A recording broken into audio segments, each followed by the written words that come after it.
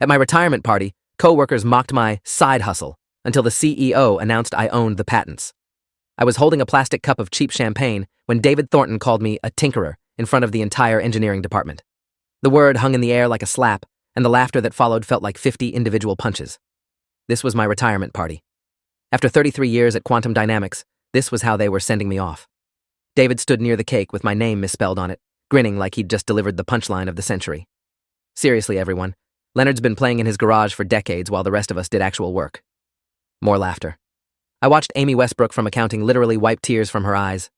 My hand shook slightly, champagne rippling in concentric circles that reminded me of seismic readings. Nobody knew that in my messenger bag, tucked between retirement cards I'd never open, were documents that would detonate this entire room. But I wasn't ready to pull the pin yet. I wanted to see how far they'd go. The mockery had started exactly 3 weeks earlier, though the contempt had been building for years. I'd been working at Quantum Dynamics since 1992, back when the company occupied a single floor in a rundown office park, and our biggest contract was designing circuit boards for medical equipment. I was 26 then, fresh out of graduate school with a master's in electrical engineering and enough student debt to crush a weaker person. The company grew. I grew with it. We moved into a gleaming campus with a fountain out front and parking spots that denoted your rank in the hierarchy. Mine was in Zone C, despite having seniority over 60% of the staff. That should have told me everything I needed to know about how they valued me. But I was loyal. Stupidly, blindly loyal. I came in early, stayed late, mentored younger engineers, and never once asked for the promotions I deserved. In my spare time, in the evenings and weekends they assumed I was wasting, I worked. Really worked. My garage became my laboratory, my sanctuary, the place where I didn't have to pretend my ideas were too complicated or too ambitious. The contempt crystallized 3 weeks before my retirement party, when I made the mistake of leaving my notebook on my desk. I'd been sketching out improvements to a power regulation system, the kind of work that made my pulse quicken even after 3 decades in the field. Gregory Sutton, one of the junior engineers who treated me like a relic, picked it up. "What's this, Leonard? Still playing inventor?" His tone was patronizing, the way you'd talk to a child showing you a crayon drawing. I reached for the notebook, but he held it higher, flipping through pages covered in equations and circuit diagrams. "Oh man, this is adorable. Guys, come look at Leonard's little hobby." 4 other engineers clustered around, including Natasha Kim, who I'd personally trained when she started. They weren't reading the actual content, just mocking the existence of it. "Does your wife know you're cheating on her with your calculator?" Gregory laughed at his own joke. I finally snatched the notebook back, my face burning. "It's just something I work on," I muttered. The damage was done. By lunch, the entire department knew that Leonard Hayward, the quiet guy in Zone C, thought he was Thomas Edison in his garage. The mockery escalated in waves, each one more public than the last. During a department meeting 2 weeks before my retirement, David Thornton actually brought it up in front of our VP of engineering. "Before we start, I just want to acknowledge Leonard's commitment to innovation. Even after a full day here, he goes home to tinker. That's dedication." The words were kind, but his smile wasn't. The VP, Richard Calloway, looked confused. "What's this about?" David explained with theatrical enthusiasm how I spent my personal time playing with circuits and dreaming up inventions. Richard's response was polite, but dismissive. "Well, that's nice, Leonard. Good to have hobbies." The meeting moved on. I sat there, my notebook in my lap, feeling like I was slowly being erased. Nobody asked what I was working on. Nobody considered that maybe, just maybe, there was actual value in what I'd been doing for 30 years in my home workshop. They'd categorized me as harmless, obsolete, irrelevant. The guy who would retire quietly and be forgotten by Monday. I tried to rationalize it. I told myself they didn't understand, that they were too focused on quarterly deliverables to appreciate long-term research. I convinced myself that their mockery came from ignorance, not malice. But then came the email. 5 days before my retirement party, Gregory Sutton sent a department-wide message with the subject line, "Leonard's Garage Geniusry." He'd created a mock patent application, complete with absurd drawings of impossible machines, attributing them all to me. "In honor of Leonard's retirement, let's celebrate his groundbreaking work in the field of basement innovation." 32 people received that email. 14 of them replied with laughing emojis or jokes. Not one person defended me. Not one person said it was inappropriate or cruel. I sat at my desk in Zone C, staring at that email chain, and something inside me went cold and hard. I opened my messenger bag and looked at the folder I'd been carrying for weeks. Patent certificates, licensing agreements, legal correspondence, documentation that would prove I wasn't a tinkerer or a hobbyist or a joke. I was an inventor with intellectual property worth more than most of their annual salaries combined. The retirement party was scheduled for Friday afternoon in the main conference room, the one with floor-to-ceiling windows overlooking the parking lot where my car sat in Zone C. I arrived exactly on time wearing the same gray suit I'd worn to every company function for 33 years. The room was decorated with generic retirement banners and a sheet cake from the grocery store that spelled my name, Leonard. About 60 people were there, a decent turnout that probably had more to do with free cake than any affection for me. David Thornton approached immediately, his smile predatory. "Leonard, the man of the hour. Or should I say, the man of the garage." Laughter rippled through the nearby cluster of engineers. I nodded slowly, sipping my champagne, saying nothing. Amy Westbrook from accounting joined us, her voice syrupy with false warmth. "We're going to miss you, Leonard. Who else will we have to remind us that innovation can happen anywhere, even in your basement?" More laughter. I let them dig their hole deeper, watching faces I'd worked alongside for decades, seeing them clearly for the first time. Richard Calloway, the VP of engineering, stepped to the front of the room and tapped his champagne glass with a pen. "Can I have everyone's attention? We're here to celebrate Leonard Hayward's retirement after 33 years of service to quantum dynamics." Polite applause. He continued with the standard speech about dedication and hard work, checking notes on his phone like he couldn't quite remember who I was. "Leonard has been a steady presence in our engineering department, always reliable, always punctual." Damning with faint praise. "And I understand Leonard has some interesting hobbies outside of work." He paused for the laughter he knew was coming. "Apparently he's quite the inventor in his spare time." The laughter came, right on cue. My hand tightened around my champagne cup until the plastic cracked slightly. Richard smiled indulgently. "Well, Leonard, we hope retirement gives you even more time for your inventions." He raised his glass. "To Leonard!" The room echoed the toast half-heartedly. I didn't drink. I was watching the door. The door to the conference room opened precisely at 3:15, and everything changed. Patricia Volkov, our CEO, walked in, flanked by two people I recognized immediately. James Whitfield, our chief legal officer, and Monica Ashford, head of our intellectual property department. The casual party atmosphere evaporated. Patricia Volkov didn't do retirement parties. She barely did executive meetings in person anymore, preferring video calls from her corner office 3 floors above us. Her presence here was unprecedented, and everyone in the room knew it. She walked directly to where I was standing, ignoring Richard Calloway's confused expression. "Leonard," she said, extending her hand. "I apologize for being late. I was reviewing some documents that I think everyone here should know about." My heart was pounding so hard I could feel it in my throat. This was it. The moment I'd been simultaneously dreading and craving for 3 weeks. Patricia turned to face the room, her presence commanding instant silence. "I realize this is Leonard's retirement party, but there's something I need to address before he leaves this company." Patricia Volkov pulled a slim folder from Monica Ashford's briefcase and held it up. "How many people in this room know what Leonard Hayward has been working on in his personal time?" Silence. A few uncomfortable glances. David Thornton looked like he was trying to decide if this was a trap. Patricia continued, her voice sharp. "I'm going to guess that most of you have heard he's a hobbyist, a tinkerer, someone who plays with circuits in his garage." She let that hang for a moment. "What you don't know is that Leonard holds 17 patents in power regulation and energy efficiency systems." The room went completely still. 14 of those patents are directly incorporated into the technology that quantum dynamics currently uses in our flagship products. She opened the folder and began reading patent numbers like artillery coordinates. U.S. Patent 8,234,551. Adaptive voltage regulation for high-frequency switching systems. Granted to Leonard Hayward, June 2018. Licensed to Quantum Dynamics under a renewable agreement. She looked up. Leonard's garage work, as some of you called it, generates approximately $6 million in annual licensing revenue for this company.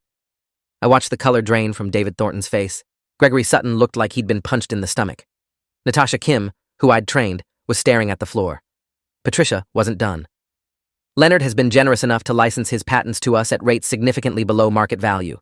Our legal team estimates that if he'd licensed to our competitors instead, Quantum Dynamics would have lost approximately $18 million in revenue over the past 6 years alone." She turned to me with something that might have been respect. "He never asked for recognition. He never demanded a promotion or a better parking spot." That last part was pointed, and I saw Richard Calloway wince. He simply continued to innovate and allowed us to benefit from his brilliance while you all treated him like a hobbyist. The room was so quiet, I could hear the ventilation system humming. James Whitfield, the chief legal officer, stepped forward with a document. "As of next month, Leonard's licensing agreement with Quantum Dynamics expires. Given some recent interactions within the engineering department, he's considering not renewing." The panic that swept through the room was almost visible. Richard Calloway looked like he'd swallowed glass. "Leonard, surely we can discuss this." His voice had lost all its patronizing warmth. I finally spoke, my voice steady and calm. "For 3 weeks, you've all made jokes about my work. You created mock patents. You laughed at my dedication." I looked at Gregory Sutton. "You sent a department-wide email mocking what you called my garage geniusry." Gregory's face went scarlet.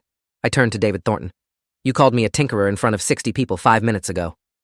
David opened his mouth, closed it, opened it again. No words came out. I continued, pulling documents from my messenger bag, the ones I'd been carrying like loaded weapons.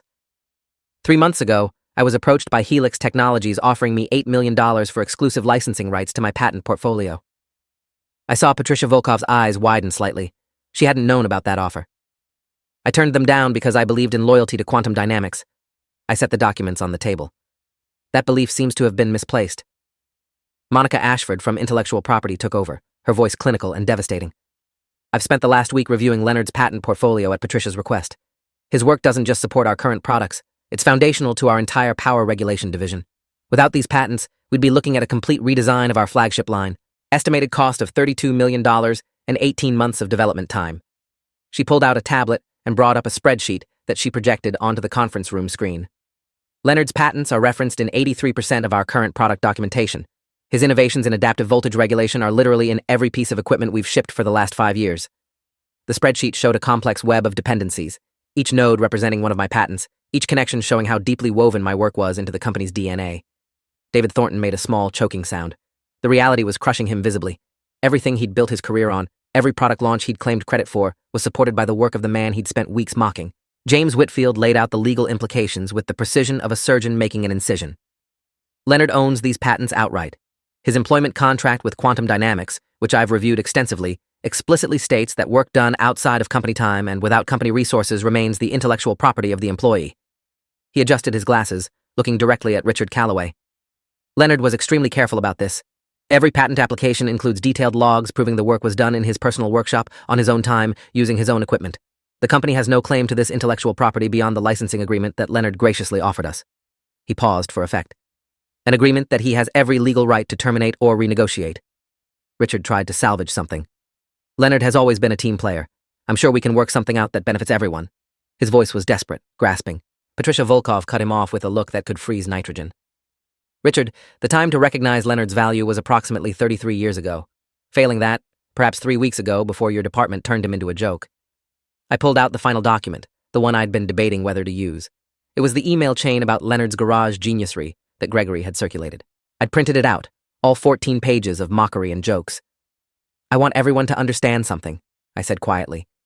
For 33 years, I came to this company and did my job. I never complained about being passed over for promotions. I never demanded recognition. I found fulfillment in my work, both here and at home. I held up the email chain. But 3 weeks ago, this department decided that my life's work was worth mocking. Not just privately, but in official company communications. I looked at Gregory Sutton, who looked like he wanted to dissolve into the floor. You created a fake patent application and distributed it to 32 people as a joke. Gregory's voice was barely a whisper. Leonard, I'm so sorry. I didn't know. I thought you were just... He stopped, realizing that finishing that sentence would only make it worse. I nodded slowly. You thought I was just what? A harmless old man playing pretend? Someone whose work was so insignificant it was funny? The silence that followed was broken by Amy Westbrook, the woman from accounting who'd laughed so hard she cried. Leonard, we all feel terrible.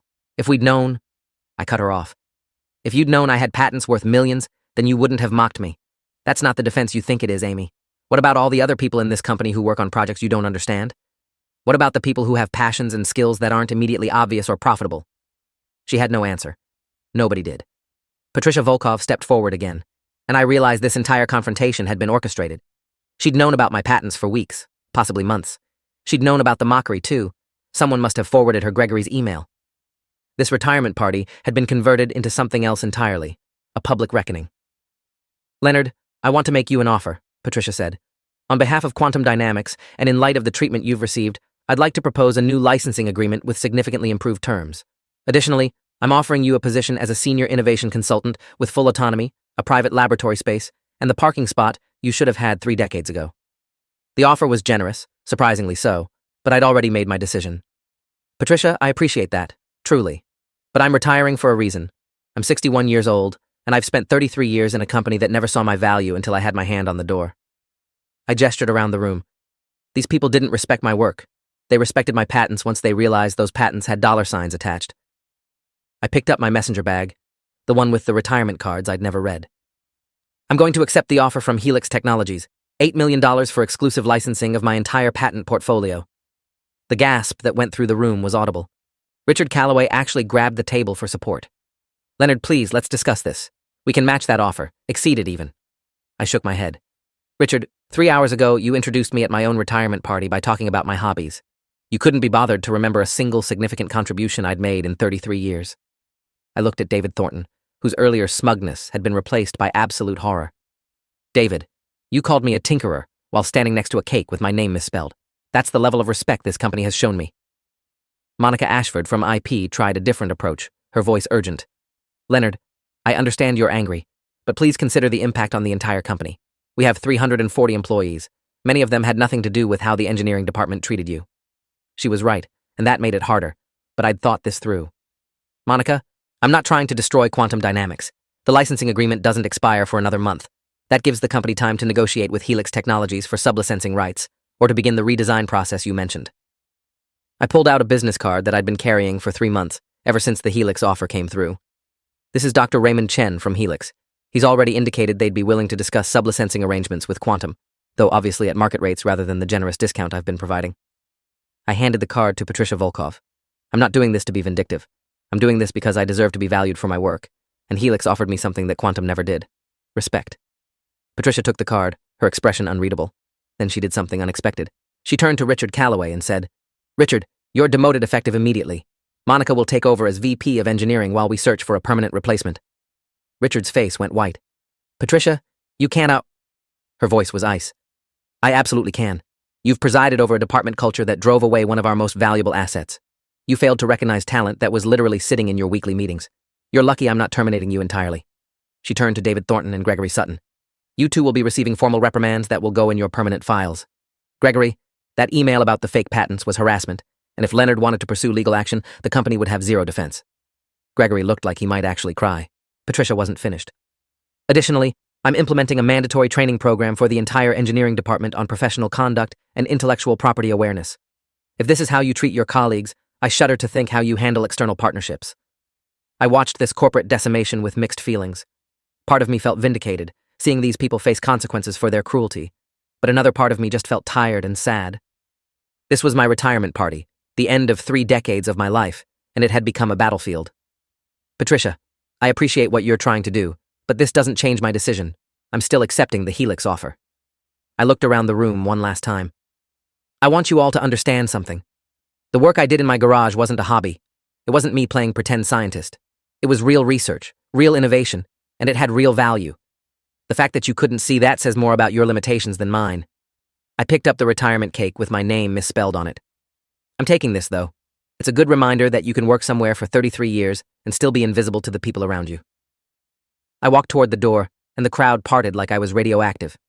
Nobody tried to stop me. Nobody apologized except in half-formed stammers that died in their throats. I almost made it out. My hand was on the conference room door when Patricia called out, Leonard, wait. I turned. She was holding a folder, different from the ones she'd been showing earlier.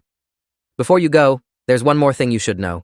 3 weeks ago, when Gregory sent that email mocking your patents, someone forwarded it to me. Do you know who? I shook my head. I'd assumed someone from HR had flagged it as harassment. It was Natasha Kim. I looked at Natasha, who was standing near the back of the room, her eyes red. Patricia continued. Natasha came to my office and told me that the department had been systematically undervaluing you for years. She provided documentation of times you'd been passed over for promotions, ignored in meetings, and excluded from projects despite having the most relevant expertise. Natasha stepped forward, her voice shaking. Leonard, I'm so sorry. I should have said something years ago. You trained me when I started, you mentored me, and I repaid that by going along with everyone else. When I saw Gregory's email, I realized how toxic it had gotten. I couldn't stay silent anymore. I didn't know what to say. Of everyone in this room, Natasha's betrayal had stung the most because I genuinely cared about her development as an engineer. Knowing she'd tried to make it right didn't erase the years of silence, but it complicated my anger. Natasha, I appreciate you coming forward. I do. But why didn't you speak up earlier? Why did it take a cruel email for you to realize something was wrong? She had tears streaming down her face now. Because I was a coward. Because I wanted to fit in with David and Gregory and the rest of the team. Because standing up for you would have made me a target too. She wiped her eyes. That's not an excuse. It's just the truth. I failed you, and I failed myself. She pulled out an envelope from her bag. I wrote this 3 weeks ago after I talked to Patricia. It's my resignation letter. I can't work in a department that treats people this way. I took the envelope, surprised by the weight of it. Inside was a handwritten letter, 3 pages long, detailing every instance she could remember of me being undervalued or dismissed. It was damning and specific and clearly written with genuine remorse. Patricia spoke again, her voice softer than before. Leonard, I've been CEO of Quantum Dynamics for 8 years. In that time, I've reviewed hundreds of employees, thousands of projects, and I've developed a sense for when something isn't right. When Natasha brought me that email and her documentation, I started digging deeper. What I found was systemic failure at multiple levels of management. She pulled out a different folder, this one thick with papers. You were nominated for senior engineer 3 times. All 3 times Richard Calloway blocked the promotion, citing budget concerns. Meanwhile, he approved promotions for 7 other engineers with less seniority and fewer contributions. She flipped through pages. You submitted 18 proposals for advanced research projects over 15 years. Every single one was rejected as not aligned with current priorities. She looked directly at Richard, whose face had gone from white to gray. Meanwhile, the engineering department pursued multiple projects that ended up abandoned or over budget. I felt something like vindication mixed with fury. I'd suspected some of this, but having it laid out so clinically was different. I set down the retirement cake and took the folder from Patricia. The documentation was extensive. Emails where Richard had dismissed my proposals with barely a glance. Budget reports showing money allocated to projects that produced nothing while my research requests were denied. Performance reviews where my contributions were described as adequate, despite clear evidence of excellence. There were also comparison charts showing that engineers I'd trained had been promoted past me within 5 years while I remained static. This is 33 years of being systematically ignored, I said quietly, flipping through pages. Patricia nodded. It is, and it's grounds for several discrimination lawsuits if you choose to pursue them. She paused. But more importantly, it's evidence that Quantum Dynamics failed you in every way an employer can fail an employee. I can't undo that damage with an apology or a new job offer or even with firing Richard. She looked around the room. What I can do is make sure this never happens to anyone else. I'm implementing a complete review of our promotion and project approval processes. I'm bringing in external consultants to audit the engineering department for bias and favoritism. And I'm creating an innovation incubator program where any employee can submit proposals directly to my office, bypassing department politics. If you are enjoying this story already, please subscribe to see more stories like this. It was too little, too late for me, but I appreciated the gesture. Patricia, those are good changes. They really are. But they don't change my situation or my decision. I handed the folder back to her. I've accepted the Helix offer. The paperwork is already being finalized. In 3 months, my patents will be exclusively licensed to your biggest competitor, and Quantum Dynamics will have to either pay market rates for sublicensing or redesign your entire product line. The room was silent again, the weight of that reality crushing everyone present. David Thornton finally found his voice, though it came out as a broken whisper. Leonard, I'm sorry. Truly. If I'd known... I cut him off. David, you've said that twice now. If I'd known. But why did you need to know I had valuable patents to treat me with basic respect? Why wasn't it enough that I was your colleague, your senior, someone who'd been doing this work since before you were born? He had no answer. None of them did. The truth was simple and ugly. They'd dismissed me because I was quiet, because I didn't play office politics, because I was content to do my work without demanding recognition. They'd mistaken humility for weakness and dedication for desperation. James Whitfield, the chief legal officer, stepped forward with a final attempt at salvaging the situation. Leonard, I want to present you with one more option before you leave. What if Quantum Dynamics agreed to a partnership structure with Helix Technologies? We could co-license your patents, creating a collaborative framework that would benefit both companies while still giving you the financial compensation and respect you deserve from Helix. It was actually a clever solution, the kind of outside-the-box thinking that the engineering department should have been applying to my proposals for years. I considered it for a moment. James, I appreciate the creativity, but no. Helix offered me something that Quantum never did. The opportunity to work in an environment where innovation is valued from the start, not just after it proves profitable. They're building a research division specifically around my work. They've offered me a state-of-the-art laboratory, a team of engineers who actually want to learn from me, and complete autonomy over my research direction. I looked at Patricia. Can Quantum match that? Can you honestly tell me that after 33 years of being ignored, this company would suddenly transform into a place where I'd be valued? Patricia was silent for a long moment, and I respected her for not making false promises. Finally, she said, No, I can't promise that. Corporate culture doesn't change overnight, and the damage done to your trust in this company is likely permanent. She extended her hand. What I can promise is that we'll honor the remaining month of your licensing agreement, we'll negotiate in good faith with Helix for sublicensing rights, and we'll ensure that the people who mocked you face appropriate consequences. I shook her hand. That's all I can ask for. I turned to leave for the second time, and this time, I didn't stop. As I walked down the hallway with my misspelled retirement cake, I could hear the explosion of voices behind me in the conference room, the recriminations and panic and desperate planning. I felt lighter than I had in years. The weight of loyalty to a company that had never valued me was finally gone. The parking lot was half empty, the late afternoon sun casting long shadows across the pavement. My car was in Zone C, where it had always been, surrounded by empty spaces designated for executives who parked closer to the door. I loaded the cake into my passenger seat and sat behind the wheel for a moment, looking back at the Quantum Dynamics building. 33 years, 3 decades of coming through those doors, sitting at that desk, attending those meetings where my voice was politely ignored. I thought about all the innovations I'd developed in my garage while they assumed I was wasting time. I thought about the patents that had quietly kept this company profitable while David Thornton took credit and Richard Calloway blocked my promotions. I thought about how close I'd come to just accepting the mockery, to convincing myself that it didn't matter, that I should be grateful for the steady paycheck and the retirement benefits. If Natasha hadn't forwarded that email to Patricia, if the CEO hadn't decided to intervene, I might have left quietly and let them continue using my work at bargain rates while treating me like a joke. But that wasn't what happened. Instead, I was driving away with an $8 million licensing deal, a new position at Helix Technologies, and the satisfaction of watching my former colleagues realize exactly what they'd lost.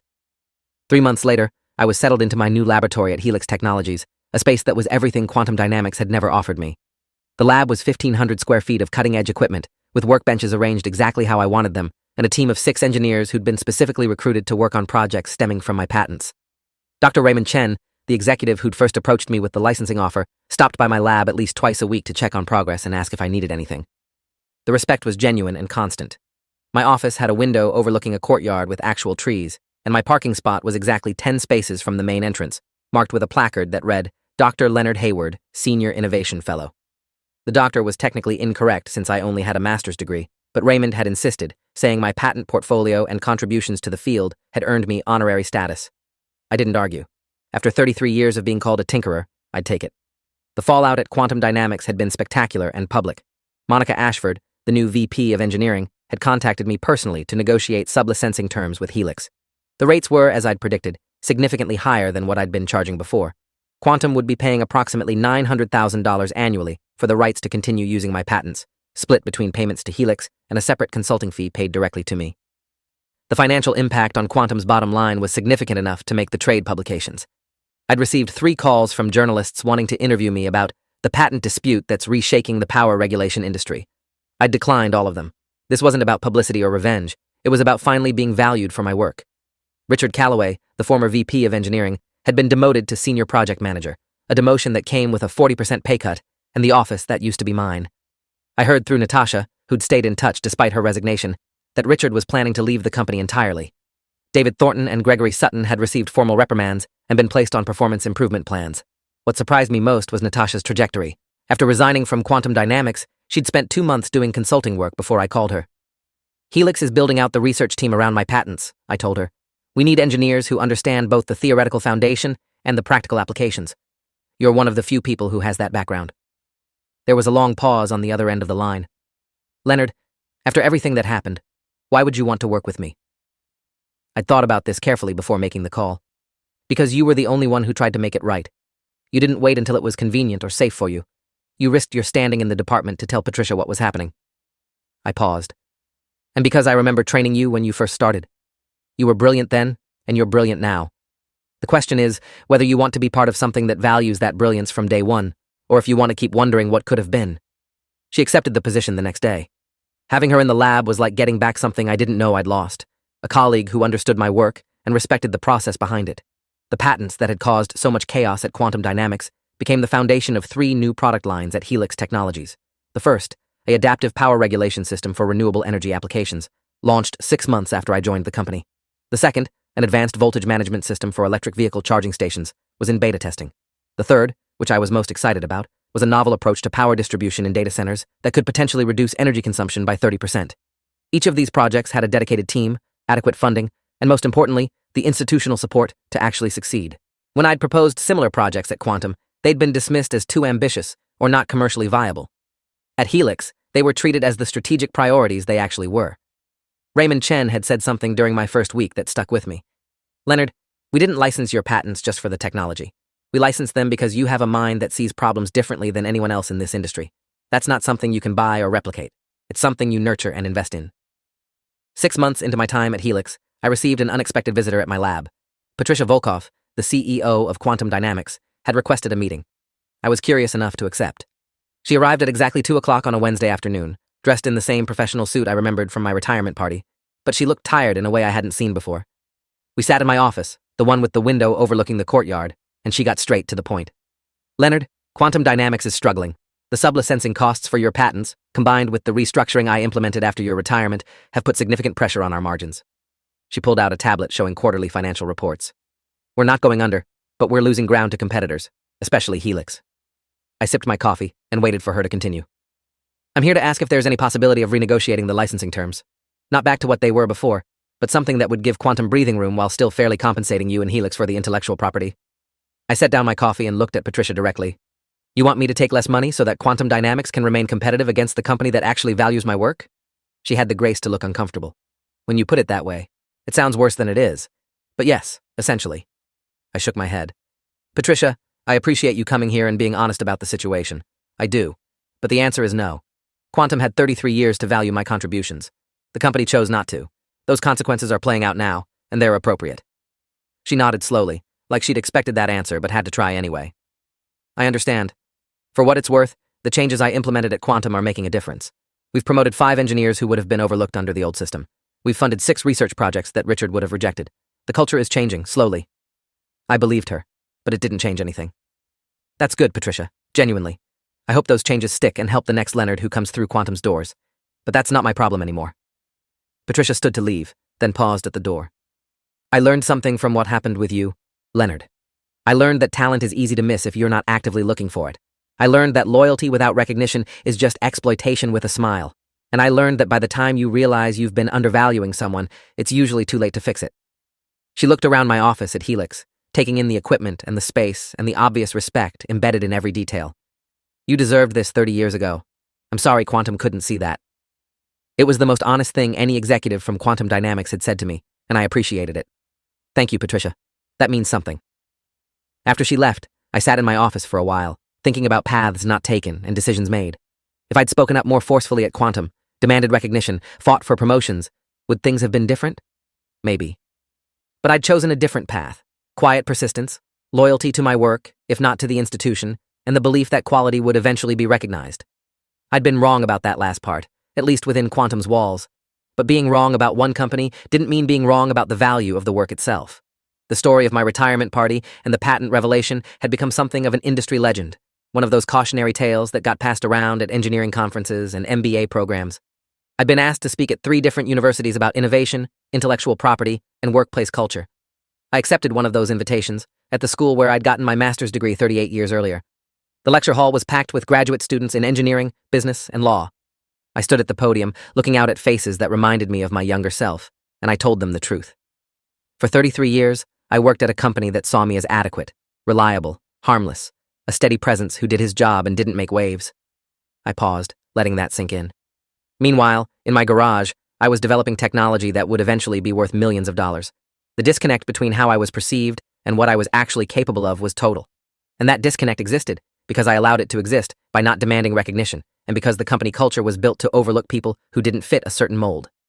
I told them about the email mockery, the retirement party confrontation, and the decision to license my patents elsewhere. The lesson isn't that you should wait 33 years to stand up for yourself, I said. The lesson is that your value isn't determined by whether other people recognize it. Your value is intrinsic to the quality of your work and the integrity of your process. I saw heads nodding, students taking notes. But, I continued, recognition still matters. Being valued matters. Working in an environment that supports your best work matters. So don't make the mistake I did of confusing loyalty with obligation. If a company doesn't value you, if a manager dismisses your ideas, if colleagues mock your passion, you don't owe them your best years. I thought about David Thornton calling me a tinkerer, about Gregory's fake patent email, about 3 decades of being politely ignored. Find the place that sees you clearly. Find the people who get excited about your ideas instead of tolerating them. Find the environment where your work can flourish, not just survive. The applause when I finished was sustained and genuine, and afterward, at least 20 students approached me with questions and thanks. 1 year after my retirement party, I was in my lab at Helix working on the data center power distribution project when Natasha knocked on my door. Leonard, you need to see this. She handed me her phone, which was displaying a news article. The headline read, Quantum Dynamics announces major restructuring, 3rd quarter losses attributed to increased operating costs. The article detailed how the company was struggling to maintain profitability in the face of higher licensing fees for key technologies and increased competition from Helix Technologies. Richard Calloway was quoted in the article, though not by name, as a former executive, saying that the company had failed to retain critical talent due to systemic cultural issues. I handed the phone back to Natasha. How do you feel about that? She considered the question seriously. Relieved that I got out when I did. Sad for the people still there who had nothing to do with how you were treated. Grateful to be here instead. She gestured around the lab. This is what engineering should be like. Supportive, innovative, focused on the work instead of the politics. I nodded. That was exactly right. The data center project launched 18 months after I joined Helix Technologies, and it was immediately successful. The 30% reduction in energy consumption I'd predicted turned out to be conservative. Actual implementations were showing 35 to 40% reductions, which translated to millions of dollars in annual savings for large data centers. Microsoft, Amazon, and Google all became clients within 6 months. The revenue generated from this single innovation exceeded $20 million in the first year, and the industry recognition was overwhelming. I was invited to present at conferences, contribute to industry standards committees, and collaborate with researchers at institutions I'd only read about before. The contrast with my quantum dynamics experience was stark and validating. This was what it felt like to work in an environment built around innovation rather than one that merely tolerated it. Raymond Chen took me to lunch after the data center project's success became clear. Leonard, when we first approached you about licensing your patents, I thought we were getting some valuable technology. I didn't realize we were getting you. He smiled. The technology was worth $8 million. You've already generated 3 times that value in new innovations. 2 years after leaving Quantum Dynamics, I attended an industry conference where I was receiving an award for innovation in power regulation systems. The ceremony was elegant, held in a hotel ballroom with 500 attendees from companies across the sector. As I walked to the stage to accept the award, I saw familiar faces in the crowd. Patricia Volkov was there, representing Quantum Dynamics.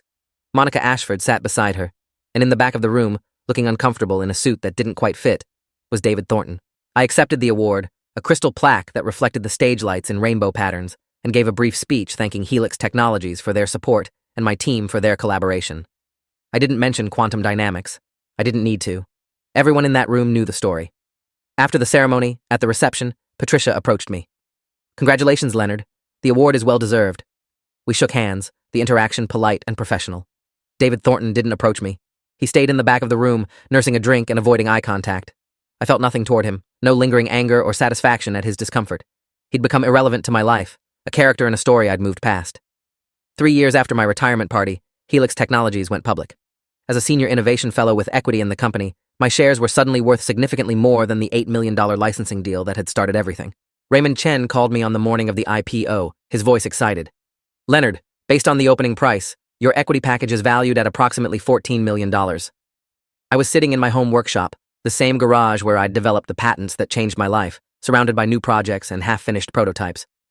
That's extraordinary, Raymond. Thank you for building a company where this kind of success is possible. He laughed. Thank you for being the kind of innovator who makes it inevitable. After we hung up, I sat in my workshop for a long time, thinking about the journey from that retirement party to this moment. The people who'd mocked my side hustle had inadvertently given me the push I needed to recognize my own value and demand appropriate recognition. In trying to diminish me, they'd freed me to find an environment where I could actually flourish. I still work in my garage most evenings, not because I have to, but because I love the process of innovation. The difference now is that when I develop something promising, I have a team at Helix excited to help me refine it and bring it to market. I have colleagues who respect my work and a company culture that values innovation from the ground up. And I have the financial security to take risks on projects that might not have immediate commercial applications, but could lead to breakthrough discoveries. The retirement party that was supposed to be a polite send-off from a company that had barely noticed me became instead the catalyst for the most productive and respected phase of my career. Every time I use my parking spot at Helix, the one marked with my name and title, I think about Zone C at Quantum Dynamics. Every time a new patent is granted for work I've done in collaboration with my team, I think about the proposals Richard Callaway rejected.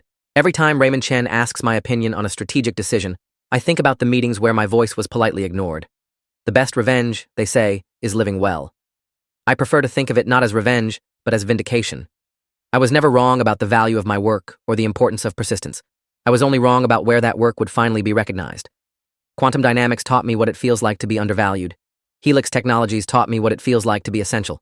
The retirement party was the transition point between those two realities, the moment when mockery crystallized into clarity, and I finally understood that loyalty without respect is just another form of exploitation. I'm 64 now, 3 years past that retirement party, and I have no plans to actually retire. I'm working on my most ambitious project yet, a complete reimagining of how power grids could function in a fully renewable energy economy. It's the kind of decade-long project that might never be profitable, but could change how entire countries generate and distribute electricity. At Quantum Dynamics, this would have been dismissed immediately as too theoretical, too expensive, too risky. At Helix Technologies, it's funded, supported, and celebrated as exactly the kind of ambitious thinking that drives real innovation. That's the difference between a company that tolerates innovation and one that lives for it. Sometimes I wonder what would have happened if Natasha hadn't forwarded that email to Patricia, if the CEO hadn't intervened at my retirement party, if I'd just accepted the mockery and left quietly with my inadequate pension and my garage full of patents nobody valued. I'd probably still be innovating, because that's who I am, but I'd be doing it in isolation, without support or recognition or the resources to really push the boundaries of what's possible. The retirement party didn't just change my career trajectory, it changed my entire understanding of what I deserved and what was possible. The people who called me a tinkerer gave me the final motivation I needed to prove them catastrophically wrong. David Thornton's contempt became the fuel for my vindication. Gregory Sutton's mockery became the catalyst for my success, and Richard Calloway's systematic dismissal of my work became the foundation of his own professional decline. They thought they were putting me in my place. Instead, they freed me to find the place I actually belonged. If you enjoyed this, you'll definitely want to see the next ones too. So subscribe now and let me know your take in the comments.